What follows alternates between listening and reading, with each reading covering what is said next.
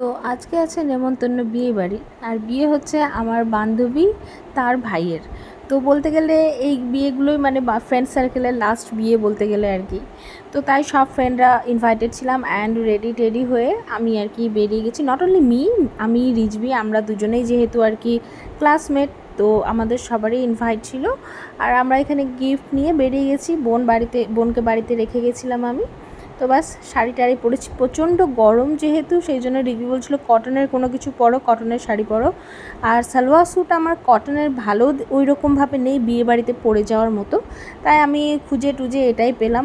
আর 10 minute একটু বাইকে করে গিয়ে পৌঁছে গেছি। ঘোষপাড়াতে বিয়ে ছিল আমাদের বাড়ি থেকে অল্প হলেও ঘোষপাড়ায় আমি প্রথমবারই গেলাম, মানে এই রুটটায় আমি কখনো আসিনি। তো আমি আর রিজবি একটু আগে পৌঁছে গেছিলাম, আমার আরও দুটো ফ্রেন্ড আসছে, তাদের জন্য একটু বাইরে ওয়েট করছিলাম যে তারা আসুক সবাই মিলে ইয়ে করব।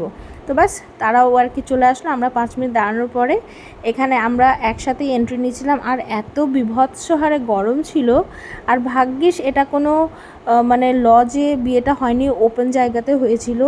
দ্যাটস ওয়াই আর কি তবুও একটু শান্তি ছিল, বিকজ লোকজন প্রচুর ছিল, প্রচুর। আর আমি কী হারে মোটি হয়েছি, ফুলে ফেপে ঢোল, একদম কি লাগছে দেখতে আমাকে। আর এইভাবে টিচারের মতো শাড়ি পরে তো আরোই কেমন যেন লাগছে। অ্যাকচুয়ালি হচ্ছে জামদানি শাড়িগুলো যেহেতু আর কি ট্রান্সপারেন্ট হয়, আর আমার ট্রান্সপারেন্ট ড্রেস পছন্দ না, তো সেই জন্য আমি এইভাবে আঁচল নিয়েছি। সচরাচর আমি তো এইভাবে আঁচল নিই না। তো যাই হোক, বিয়েবাড়িতে ঢুকে গেলাম। এখানে ঢোকার পরে প্রথমেই গিফট হ্যান্ডওভার করে দিয়েছি আমরা।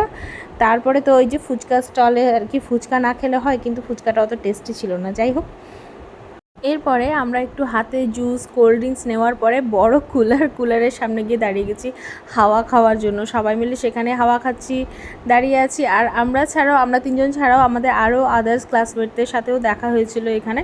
সবার সাথে অনেক দিন পরে দেখা, একসাথে ছবি তুলেছি, গল্প সল্প করেছি। এইবার একটা গল্প শোনাই যে আমি ছাড়া আমাদের এখানে যতগুলো ফ্রেন্ড ছিল, আমি আর রিজবি ছাড়া, তারা সবাই নার্সারি থেকে চড্ডিবাড্ডি দোস্ত আর কি। নার্সারি থেকে গ্র্যাজুয়েশন পর্যন্ত সবাই একসাথে পড়াশুনো করেছে। আমি যখন ক্লাস 7-এ পড়ি তখন আমরা চাঁচলে শিফট হই, অ্যান্ড চাঁচলে এসে আরডি গার্লসে তখন আমি ভর্তি হই। সেই 7 থেকে গ্র্যাজুয়েশন পর্যন্ত আমরা একসাথেই থেকেছি।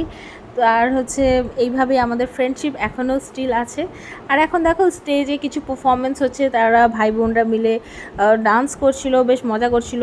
কিন্তু এত গরমে আমরা ওদেরকে দেখে আমাদেরই গরম লেগে যাচ্ছিলো যে কীভাবে ওরা এত কিছু করছে। বাট ইয়েস, ওদের নিজের ভাইয়ের বিয়ে, বোন তো হচ্ছে জোশ তো থাকবেই একটা তাদের মধ্যে।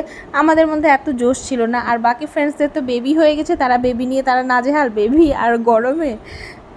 আর এবারে দেখো বাঙালিদের বিয়ে বলে কথা, লাইন তো দিতেই হবে, লাইন না দিলে তো আর মানে সিট পাওয়া যাবে না।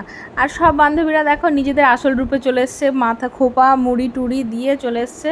এখানে গরমে সবার অবস্থা খারাপ। আর এই দেখো আরেক বান্ধবী, সেও একটু ফ্যাশন মেরে ছিল যে না না আমি চুল ছেড়েই থাকবো, কিন্তু ও থাকতে না পেরে চুল বেঁধে নিল আর কি। এরপর আমরা সবাই মিলে খাওয়া দাওয়া করলাম। এখানে আমরা 3টে কাপল ছিলাম। আর যে ফ্রেন্ডের ভাইয়ের বিয়ে, সে মাঝে মাঝে এসে আমাদের সাথে একটু কথা টথা বলে যাচ্ছিলো। অবভিয়াসলি শি ওয়াজ বিজি, তো তার ওইভাবে যে চাইলে তো আর হবে না যে সে আমাদের সাথেই থাকুক।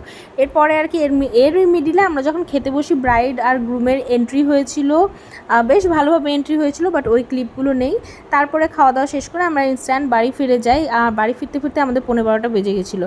আর এই হচ্ছে আমাদের পাহারাদার আর কি, এরা মানে বাইকের আওয়াজ পেলেই এদের শুরু হয়ে যায় খাওয়ার জন্য। তো এই হলো আজকে ছোট্ট একটা ভ্লগ, কেমন লাগলো জানিও। আর এরপরে তো আমরা আর কি বাড়ি চলে আসলাম, রুমে এসে আবার এই সব কিছু গুছাতে হলো, দেন আর কি ধপাস করে শুয়ে গেলাম, এত গরম ছিল। তো এই হলো আজকে ছোট্ট একটা ভ্লগ। বাই সবাইকে, দেখা হচ্ছে নতুন কোনো ভ্লগে।